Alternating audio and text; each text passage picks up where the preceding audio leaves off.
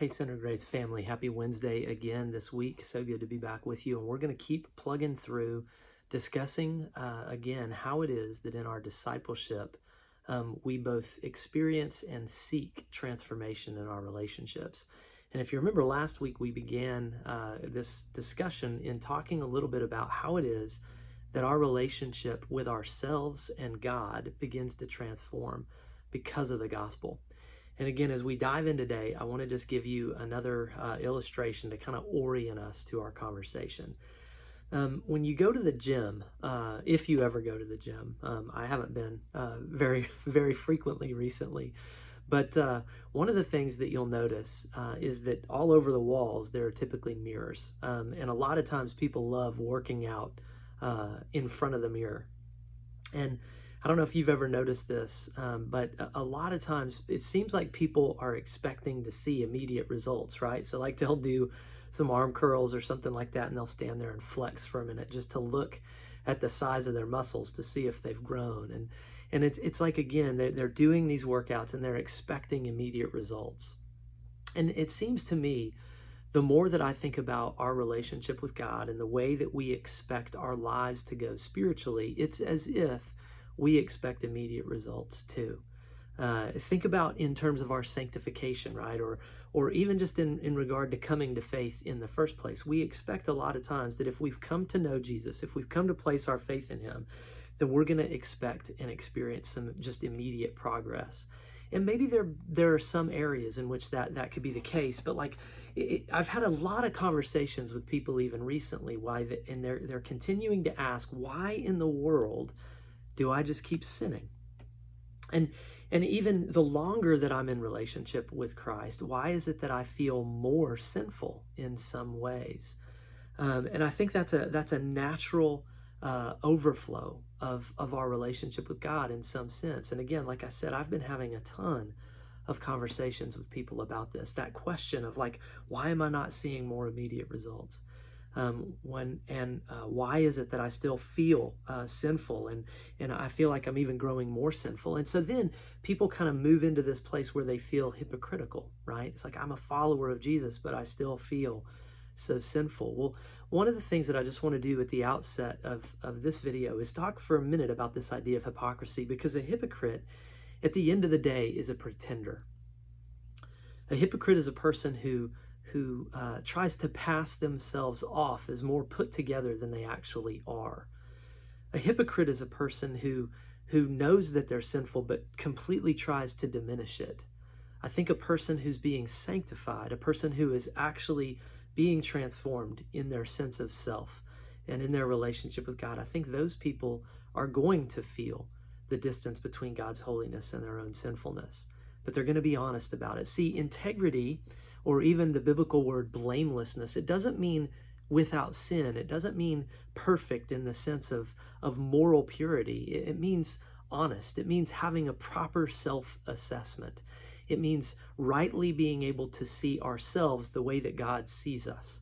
That's what integrity is. That's a part of what growth or maturity in life is like. And as I've been thinking a little bit about this over the last few weeks, and some of these conversations that I've had with people, I think that when you think about maturity in child development, I think that this maps biblically as well. So think about it for just a second. And again, you know that I'm not a good artist here, but if you think about these different stages of maturity as we continue to grow in our lives, from the state of infancy to, let's say, the state of being an older adult. So if this is an infant here, and then you've got a child, you've got a young adult, let's just put YA there, then you've got adult here, and then you've got an older adult here.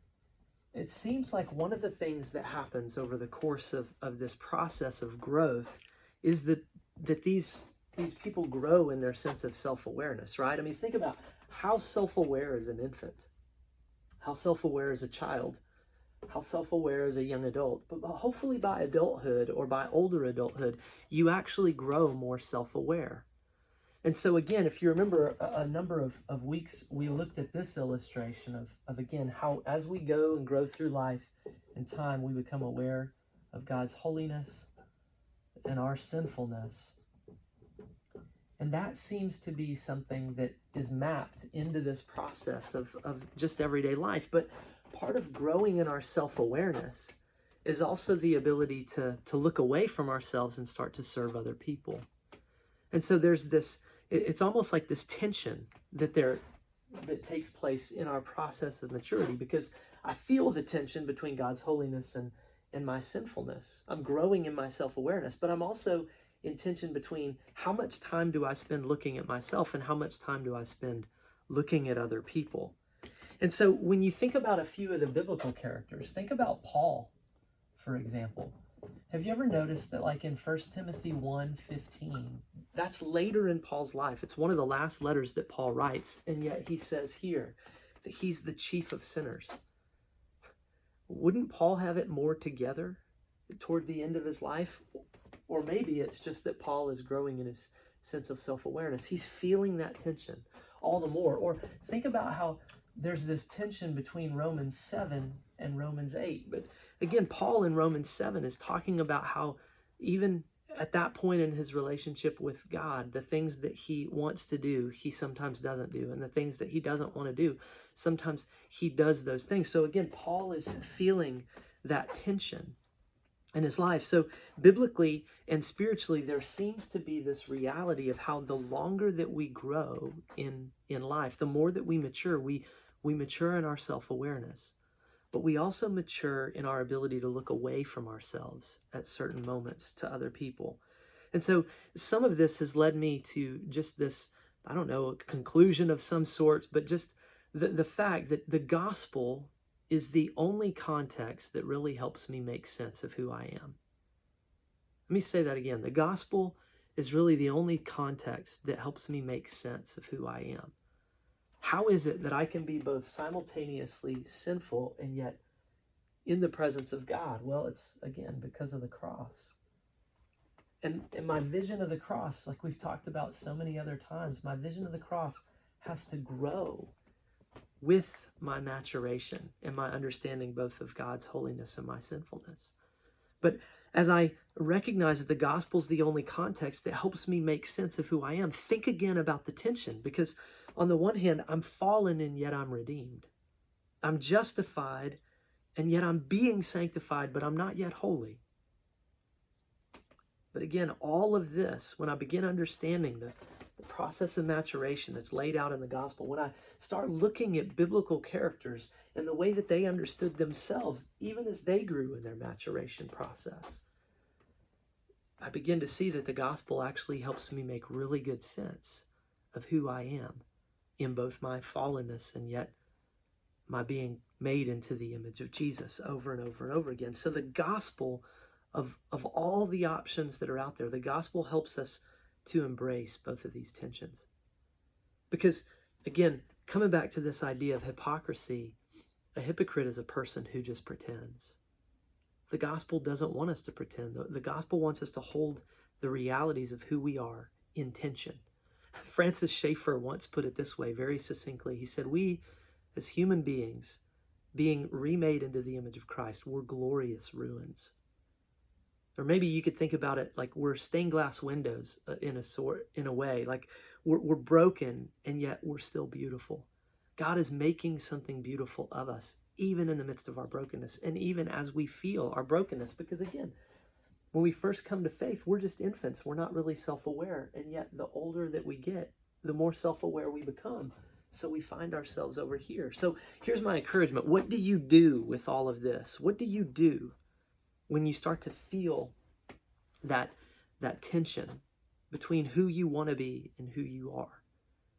Well, there's a great quote from Robert McShane, a great Scottish pastor, who once said, for every one look that you take at yourself, take 10 at Christ. For every one time that you look at yourself, look 10 times to Christ. The book of Hebrews chapter 12 says that we need to fix our eyes on Jesus. So instead of just constantly standing in front of the window while we're working out, so to speak, hoping that we see this immediate progress, one of the best ways to see progress is going to be to spend more time looking at Jesus than we spend looking at ourselves.